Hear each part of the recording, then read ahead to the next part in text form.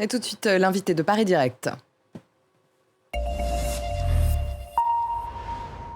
À l'occasion de la journée consacrée sur nos antennes aux 9 mois de la mort de Mahsa Amini et aux femmes iraniennes, nous recevons Ayla Davidi. Bonjour. Bonjour. Merci d'être avec nous. Vous êtes artiste, metteuse en scène et auteur de la pièce 4211 km.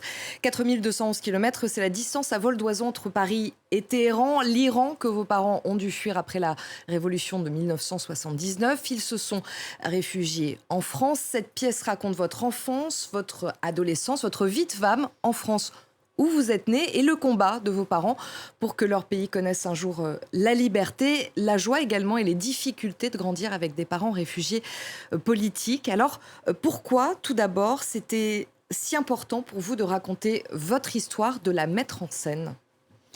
Je pense que j'ai commencé à raconter cette histoire à un moment de ma vie qui était clé, parce que je venais d'avoir des enfants et il y avait cette nécessité de vouloir transmettre une partie de ma vie, puisque je suis avec un conjoint français. Et donc, il y avait cette double culture qui devait être transmise et j'avais besoin de laisser une trace de leur histoire, de leur combat. Et puis, c'est assez difficile quand on voit ses parents vieillir et combattre pendant 40 ans pour la liberté. Il y avait cette volonté de raconter pour qu'ils ne tombent pas dans l'oubli. Parce qu'aujourd'hui, ça fait 44 ans que finalement, il y a une révolution qui a eu lieu en 79 et qui, pour moi, n'est pas terminée. C'est toute une continuité de gens qui se battent. Mes parents en font partie, mais il y en a eu beaucoup d'autres derrière. Et c'était vraiment cette nécessité de vouloir laisser cet héritage, que ce soit pour le peuple iranien, parce que les écrits manquent et on oublie en fait qui s'est battu aussi avant eux, et faire en sorte que le négationnisme ne prenne pas place dans l'histoire générale. Votre histoire, vous le disiez, c'est celle de milliers d'Iraniens. Vous l'avez vécu à travers vos parents. Leur combat est devenu au fil des années également votre combat. Vous en êtes imprégné. Dans la pièce, on comprend que ça n'a pas toujours été facile à vivre. On va regarder un court extrait, on en parle juste après. Okay. On peut pas avoir une vie normale comme tout le monde. Qu'est-ce que c'est avoir une vie normale? Bah, je sais pas. Pas parler politique 24 heures sur 24. Avoir des petits problèmes. Arrêtez de croire qu'on va rentrer en Iran et vivre ici. Là. Mais d'un côté, vous m'imposez tout ça. Le devoir. Le devoir envers l'autre. Le devoir de réussir. Le quand dira-t-on. Et de l'autre côté, vous m'interdisez d'aller en Iran. Parce que c'est trop dangereux. Parce que c'est trop dangereux. Je vous demande de me parler de certaines choses du passé. Vous changez de sujet. Maman, quand je te demande de me parler de ce que tu ressens, tu prends tout à la rigolade. Rien n'est grave, rien. Et moi, je dois rien dire. Ouais. Et je dois surtout pas me plaindre parce que tous mes problèmes, c'est des petits problèmes. Mais sous prétexte que quoi? J'ai pas connu la guerre et la révolution? Mais vous me l'avez transmis tout ça. C'est là.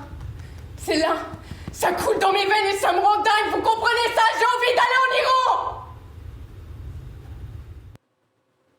Et on le voit, on le comprend, cet héritage, vous l'aimez, il vous habite, mais il vous pèse aussi. Comme le dit Yalda, ça vous rendait dingue à ce moment-là?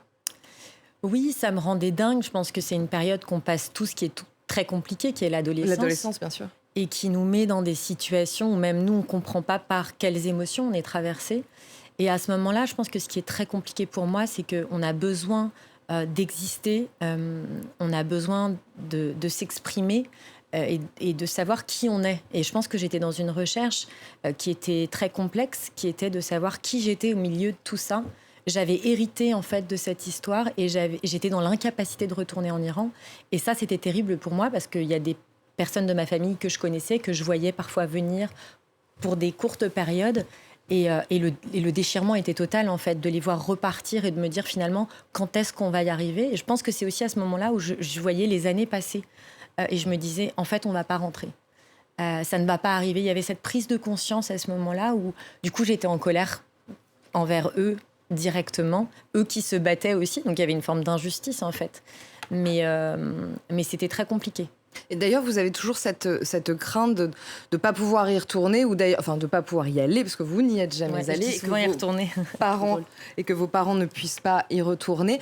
D'ailleurs, c'est un peu ce qui se passe à la fin de cette pièce. C'est une scène qui est plutôt symbolique, racontez-nous, puisque c'est cette peur, justement, qui est symbolisée à la fin de la pièce. Oui, en fait... voir un combat et passer des années... Moi, j'ai grandi en France en étant persuadée qu'en fait, la France n'était qu'un pays d'exil transitoire. Donc, parce que mes parents m'ont insufflé cette idée-là, parce qu'eux en étaient convaincus, qu'ils sont partis pour quelques semaines en pensant qu'ils allaient rentrer. Finalement, ils sont 44 restés... ans. Exactement.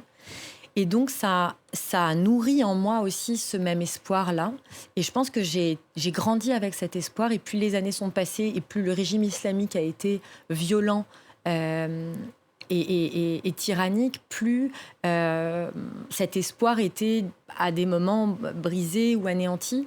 Et ça a toujours été un rêve, en fait, que je pense tous les Iraniens caressent du plus profond de leur cœur, qui est de rentrer avec leur famille, de rentrer avec leurs parents.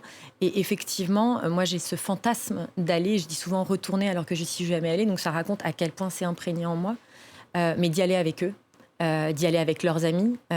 Et c'est quelque chose qui...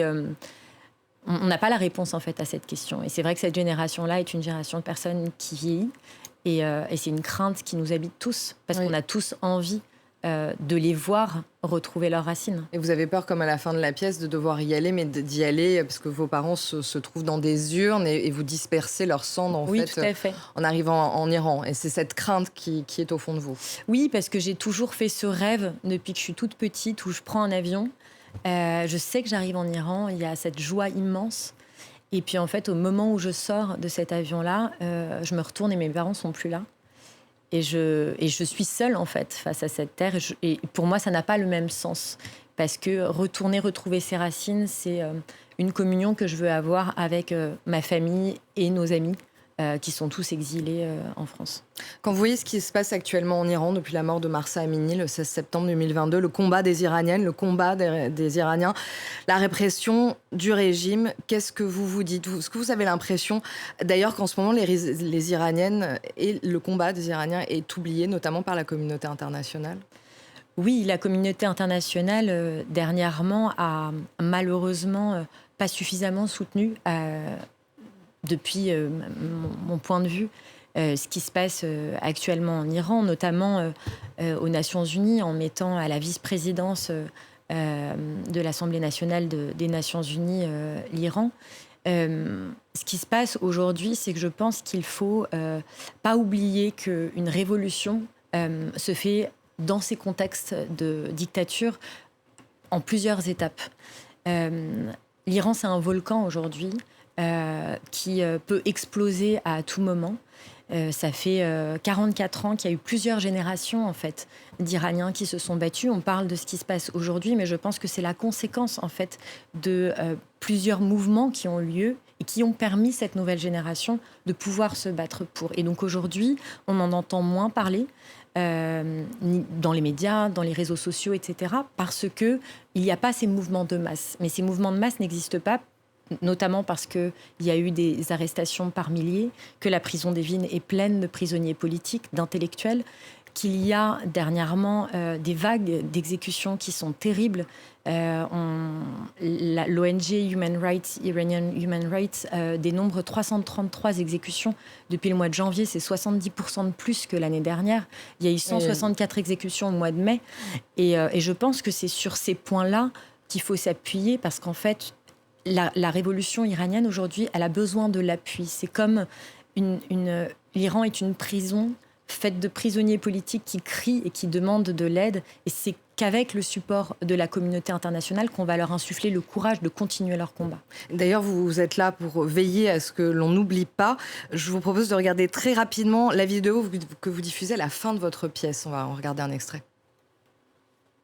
از گلوی تو تا صدای ما بلا چاو بلا چاو بلا چاو چاو چاو میپریم از خواب یه شب مهتاب یکی میگه آی آدم ها یا همه با هم یا همه تنها ما که بیداریم تا فردا خاک این گندم تو خیابونه خوشه خشم من و تو تشنه بارون حق ما کم نیست زانوی غم نیست قلب ما که دور از هم vidéo très émouvante et très...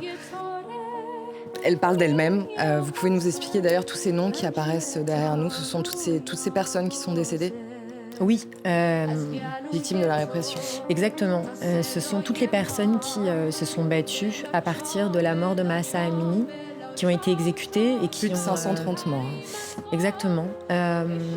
Et c'est un nombre qui est certainement plus important parce qu'en fait, lister le nombre de personnes qui ont été tuées, exécutées, est très compliqué quand on parle d'une dictature, puisqu'on n'a pas les informations, puisqu'il y a très très peu de journalistes sur place, si ce n'est des journalistes qui travaillent pour le gouvernement iranien. Et en fait, on a créé cette vidéo assez spontanément pour pouvoir relayer leur voix à notre niveau à la fin de ce spectacle, pour permettre aussi d'éveiller les consciences, permettre d'en parler simplement, que les gens puissent savoir ce qui se passe et se rendre compte qu'il y a un vrai combat qui est en train d'avoir lieu et qui continue et qui va continuer. Un dernier mot, les informations que vous avez de votre famille qui est encore sur place, vos contacts, qu'est-ce qu'ils vous disent? Le voile est tombé, ça... Oui, alors on échange beaucoup avec l'Iran et effectivement tout le monde s'accorde à dire que le voile est tombé, que les femmes qui ne souhaitent pas porter le voile ne le portent pas et que même celles qui le souhaitent parfois portent une casquette pour montrer en fait une forme de solidarité aussi avec les autres femmes. Et ça, c'est un pilier du gouvernement iranien et je pense que ça montre à quel point aujourd'hui il est affaibli et à quel point il est en passe de tomber. Merci beaucoup Ayla Navidi. Je recommande chaudement d'aller voir votre pièce, une pièce qui nous prend, que l'on vit comme ce que vous avez vécu. Elle est à voir aussi du 7 au 26 juillet au théâtre 11 à Avignon et le 21 juin au CDN d'Angers. Merci infiniment Merci à vous. d'avoir été avec nous. Restez avec nous sur France 24. On se retrouve dans quelques minutes.